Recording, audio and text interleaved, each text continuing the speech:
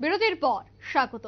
লোকসভা নির্বাচনের মধ্যে আবারও কাশ্মীর উপত্যকায় ফের জঙ্গি তৎপরতা। উপত্যকায় পাক মদতপুষ্ট জঙ্গিদের নিশানায় এক পরিযায়ী শ্রমিক। পর্যটনের মরশুমে জঙ্গি হামলায় চিন্তিত হোটেল ব্যবসায়ীরা।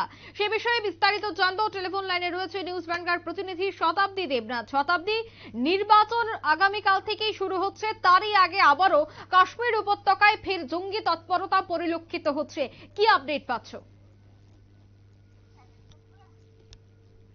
সেক্ষেত্রে বলা যায় যে বুধবার কিন্তু আবারও কিন্তু রক্তাক্ত হয়েছে উপত্যকা, এবং এক্ষেত্রে জঙ্গির গুলিতেই কিন্তু প্রাণ হারিয়েছেন এক শ্রমিক।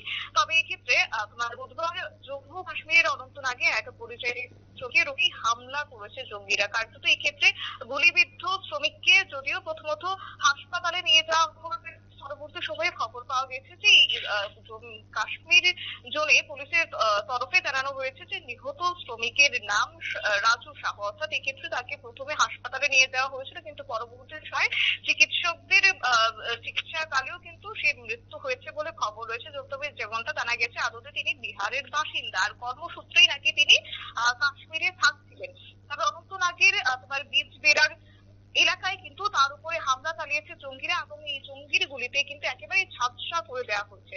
তবে আজকের যে ঘটনা তা কিন্তু আজকে নতুন নয়, কেননা এর আগেও দেখা গেছে একাধিকবার ঘটনা। তবে তারই মধ্যে এই সপ্তাহের মধ্যেই কিন্তু প্রায় তোমার দ্বিতীয়বার জঙ্গি হামলা হয়েছে জম্মু কাশ্মীরে। তবে এর আগে গত সোমবার লক্ষ্য করা গেছিল তোমার দক্ষিণ কাশ্মীরের হেরপোরায় এক ব্যক্তির উপরে হামলা চালিয়ে জঙ্গিরা, এবং সেই ব্যক্তিবার দেরাদুনের বাসিন্দা ছিলেন। তবে তারও আগে কিন্তু লক্ষ্য করা গেছে ফেব্রুয়ারিতে পাঞ্জাবের দুই শ্রমিককে গুলি করে হত্যা করেছিল জঙ্গিরা, এবং সেই সময় কিন্তু তদন্তে নেমে এক জঙ্গিকে গ্রেফতার করা হয়েছে এবং তাকে জিজ্ঞাসাবাদ তোমার করেছে এর পক্ষ থেকে, এবং সেক্ষেত্রে দুঃখিত জানা গেছে সে তার নাকি পাকিস্তান যোগ্য রয়েছে।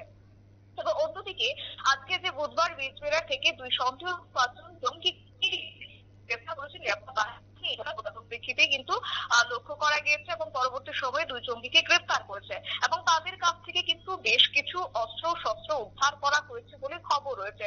যদিও লোকসভা ভোট রাত পোহালে এবং তার প্রাক মুহূর্তে কিন্তু এই ধরনের ঘটনায় বা জঙ্গি হামলায় কিন্তু একেবারে উদ্বেগ বাড়িয়ে দিয়েছে। শতাব্দী, এই যে লোকসভার প্রাক মুহূর্তে জঙ্গি হামলা, এই জঙ্গি হামলাকে কেন্দ্র করে একেবারে সীমান্তবর্তী যে সমস্ত সাধারণ মানুষ তাদের জনজীবন কতটা বিপর্যস্ত? দেখো, একেবারেই জনজীবন বিপর্যস্ত, এবং সেই জায়গায় দাঁড়িয়ে কিন্তু দেখো দেশ জুড়ে যখন থেকে নির্বাচনী আচরণবিধি লাগু করা হয়েছে সেই জায়গায় কিন্তু বলা যায় নিরাপত্তা বিষয়টি কিন্তু অনেকটাই মাথায় রাখা হচ্ছে। তারই মধ্যে আগামী মে মাসেই তোমার রয়েছে উপত্যকায় ভোট, কিন্তু এরই মধ্যে এই ঘটনাকে কেন্দ্র করে এক প্রকার কিন্তু চাঞ্চল্য ছড়িয়েছে। এবং আজ বৃহস্পতিবার তোমার পিডিপি প্রধান মেহবুবা মুফতি এবং ন্যাশনাল কনফারেন্সের যিনি রয়েছেন মির্জা আলতাফ আহমেদ, তার নাকি মনোনয়ন পত্র জমা দেওয়ার কথা রয়েছে। কিন্তু তারই আগে এই ধরনের ঘটনা কার্যত এক প্রকার কিন্তু সাধারণ মানুষ কিন্তু অনেকটাই চিন্তায় রয়েছে, কেননা ভোটের আগে রক্তাক্ত হচ্ছে উপত্যকা, এবং তারই মধ্যে তোমার কিন্তু যে যারা সাধারণ বাসিন্দারা রয়েছে তাদেরকে কিন্তু বিশেষ করে নিশানা বানাচ্ছে জঙ্গিরা।